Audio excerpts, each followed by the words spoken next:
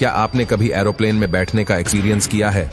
आज से कई 100 साल पहले वैमानिक शास्त्र संस्कृत पद्य में रचित एक ग्रंथ है जिसमें विमानों के बारे में जानकारी दी गई है। ये विमान के बारे में लिखी पहली किताब है। उसके बाद 1250 में रोजर बैकन नाम के वैज्ञानिक ने यांत्रिक उड़ान के बारे में अपनी किताब में लिखा था, पर उस पर किसी ने ध्यान नहीं दिया।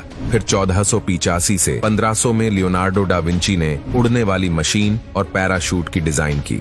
अब साल 1783 को मंटगाल्फियर बंधुओं ने प्रथम हवा से हल्की यान यानी गुब्बारा बनाकर दुनिया को दिखा दिया। उसके बाद 1903 में ऑरविल राइट और विल्बर राइट ने पहला सफल स्वतः अग्रगामी वायुयान उड़ाया, पर अभी पूरी तरह से सफलता प्राप्त नहीं हुई थी क्योंकि हमें इंसानों को बैठा के उड़ने वाला हवाई जहाज बनाना था। अब फाइनली साल 1924 में अमेरिका में पैसेंजर प्लेन की पहली और सफल उड़ान भरी। उसके बाद अभी तक कई सारी बड़ी बड़ी कंपनियां प्लेन बनाती है, पर कैसे? चलिए अब जानते हैं कि आखिर इतने बड़े प्लेन कैसे बनते हैं और कितने दिन में ये प्लेन बनके तैयार हो जाता है।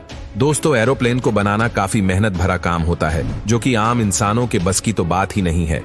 इसीलिए जो कंपनियां एरोप्लेन बनाती हैं वे अपनी फैक्ट्री में दुनिया के टॉप इंजीनियर से ही ये काम करवाती है।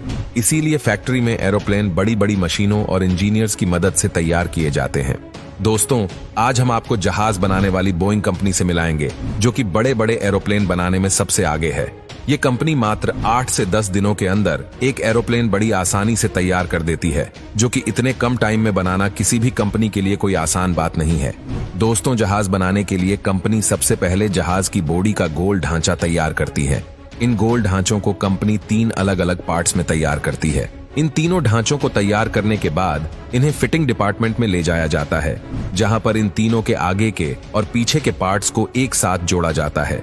यहाँ ये मशीन इन तीनों पार्ट्स के जोड़ों को अच्छे से लॉक करती हुई मजबूती से जोड़ देती है।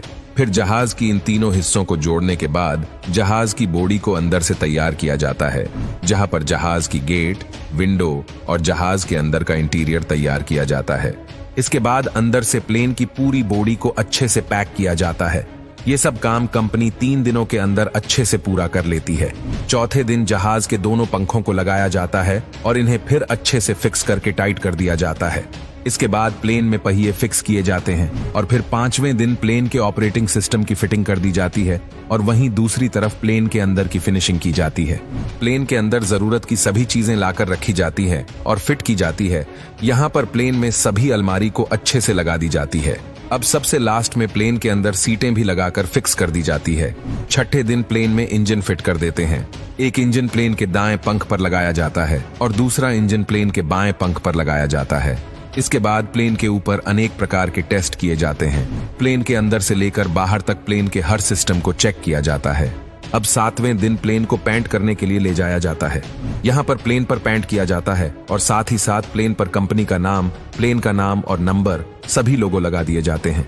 ये सब काम पूरा होने के बाद 8वें दिन आपका प्लेन पूरी तरह बनकर तैयार हो जाता है। तैयार होने के बाद कंपनी जहाज को फैक्ट्री से बाहर लाकर प्लेन को दौड़ाकर और फिर उड़ाकर हर तरीके से टेस्ट करती है। प्लेन टेस्ट में पास हो जाने के बाद 9वें दिन फ्लाइट उड़ने के लिए बिल्कुल तैयार हो जाती है।